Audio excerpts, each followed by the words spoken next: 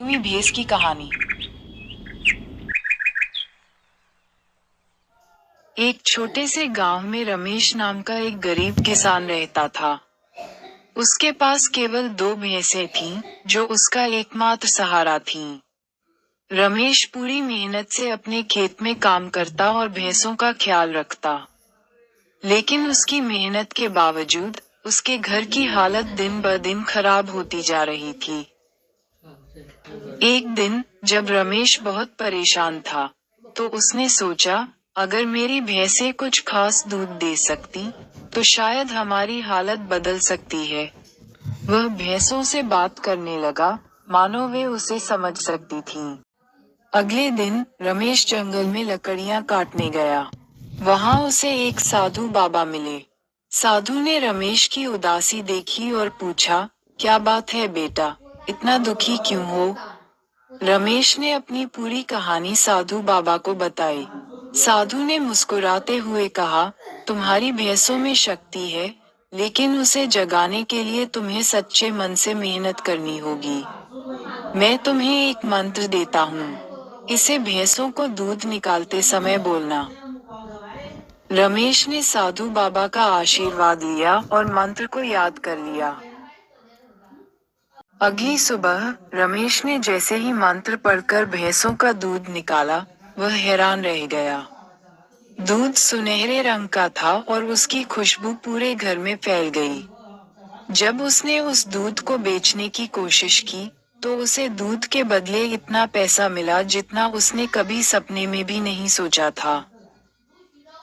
रमेश की जिंदगी धीरे धीरे बदलने लगी।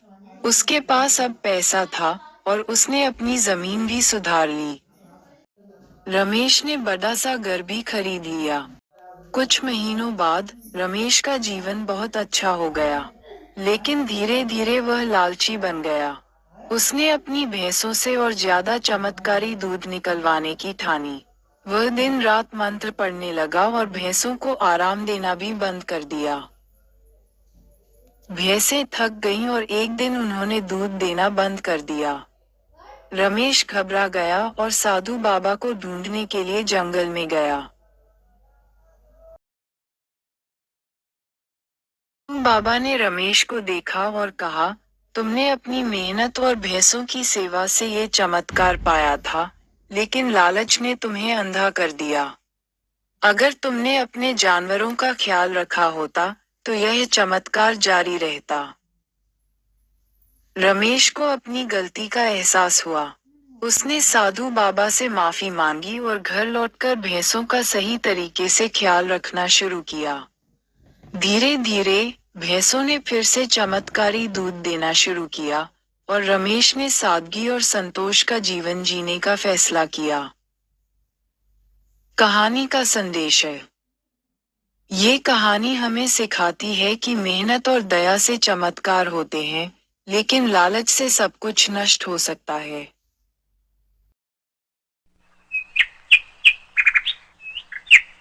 इच्छाधारी नागिन का बदला। गांव के एक कोने में एक रहस्यमयी नागिन के बारे में कहानी मशहूर थी। कहते थे कि वह नागिन अपने नाग की मौत का बदला लेने के लिए किसी भी हद तक जा सकती है। इस नागिन का नाम था नगीना। नगीना बहुत सुंदर, तेज और चतुर थी।